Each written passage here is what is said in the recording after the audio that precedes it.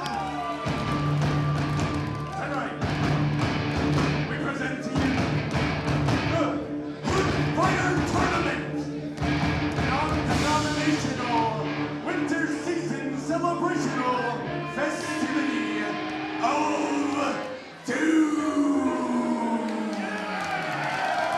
This is motherfucking Hoodslam! Breaks him off.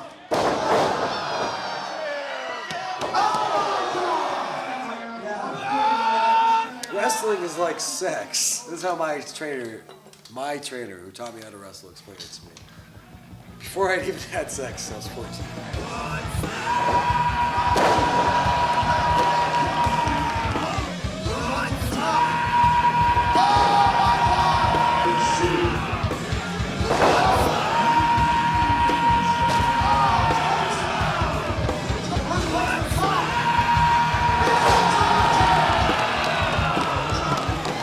Just like sex. You don't want to just blow yourself up in the first minute. You want to pace yourself. You want to save your big stuff, not just do it right away, because then you have nothing to build up to.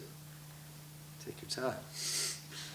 Build up to it. Throw a move here, work with. Throw another move, work that for a while. Then you throw 2, 3, 4 big moves at the end.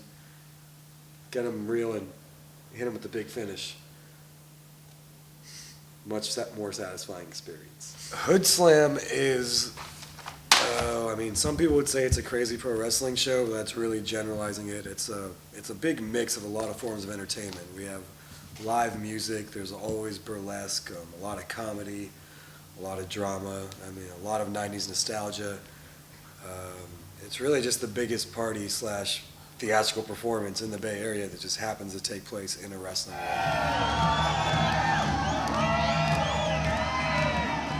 Looks like he wants to form at least a temporary alliance with Scorpion. Scorpion does not give a fuck. I'm Sam Kandagabadi, perform as Sheik Kanabadi, Dark Sheik, and a number of other characters at Hoodslam and many other professional wrestling shows. And I started training when I was very young, about 14, locally in the Bay Area, and did some shows pretty much the last 12 years, I guess I've been doing it now. In wrestling, it was something I was a fan of pretty much my whole life, as long as I can remember. I always thought a lot of people would shake their head at this, but it's like the purest form of entertainment because it's improvised acting mixed with athleticism.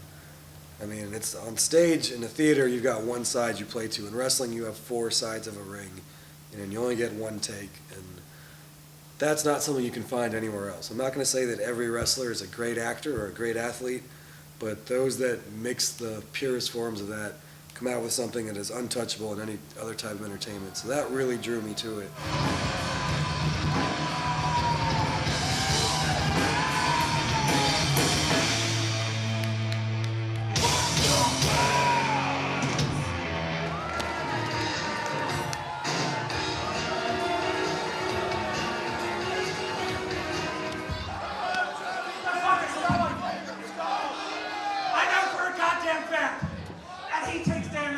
I've killed him in the games.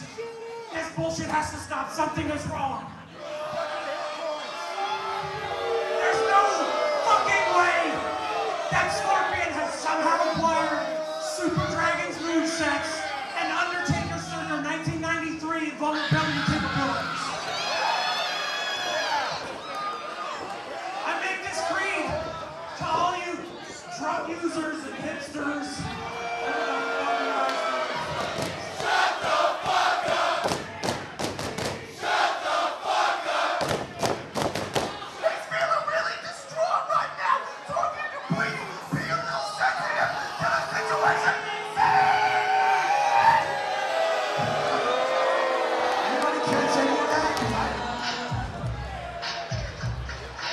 I would be the person that came up with the idea, but it was really everyone pitching in their creativity and doing something innovative.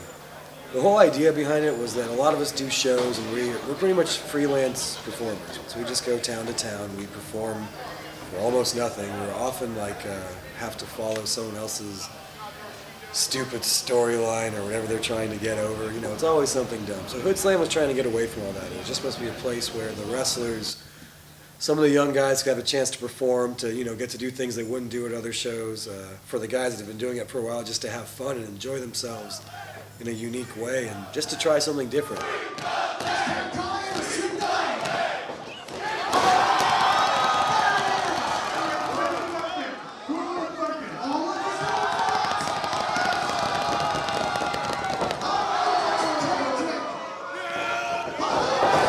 Pro wrestling has a lot to offer entertainment, but so many people only see it as one thing, and they only produce it as one thing because they don't really know what they're doing. Ladies and gentlemen, it's no atrocity, accompanied by some killer cars, crazy ass fucking nerds, and super radio. You just want your Kingston, Vinny Mutami, even with the added Simeon strength. You want this kid right here? You'll never get baby Hoodslam back. Oh, we got him! Oh, we got him! Now, pro wrestling and TV and America have kind of taken the same format where we just, you know, appease the masses. We give them this spoon-fed, prepackaged, produced MTV music video of what wrestling should be, and that's kind of what life is like too. It's WWE is surrounded with just the same shit and generic faces over and over, but it succeeds globally because they're appealing to the dumbest common denominator at the same time having a monopoly, which is where a lot of America has gone. You know, they give them just enough, and they sell it as this fucking worldwide package, which is what America is. We get just enough. There's this whole widening gap between lower class and upper class to where middle class is disappearing. It's the same in wrestling. There's WWE and there's everything else. And WWE and upper class feeds the lower class just enough to, you know, keep globally successful. But the product fails, it's lacking, which is why Hoodslam is able to come up. Because just like in America and in wrestling, people realize that there's more out there. They could be giving their dollar to something local that's giving a lot more back to them and is stimulating the industry and their minds.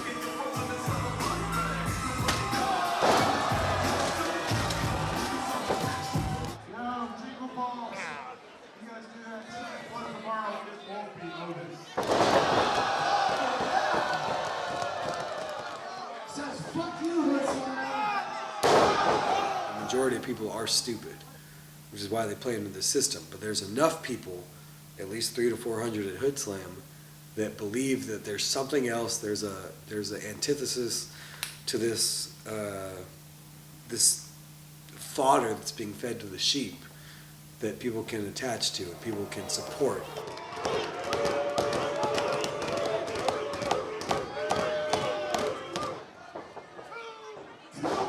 We give them everything. We wrestle like we're in someone else's body.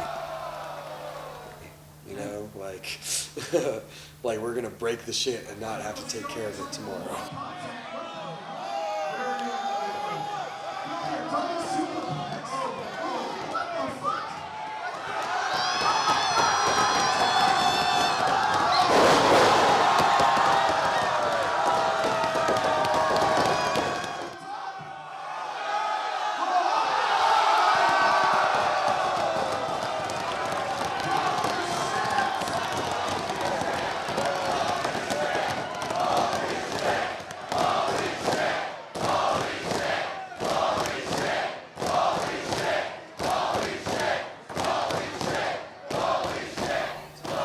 If you don't think what you're doing is tight, why would the guy paying money think what you're doing is tight?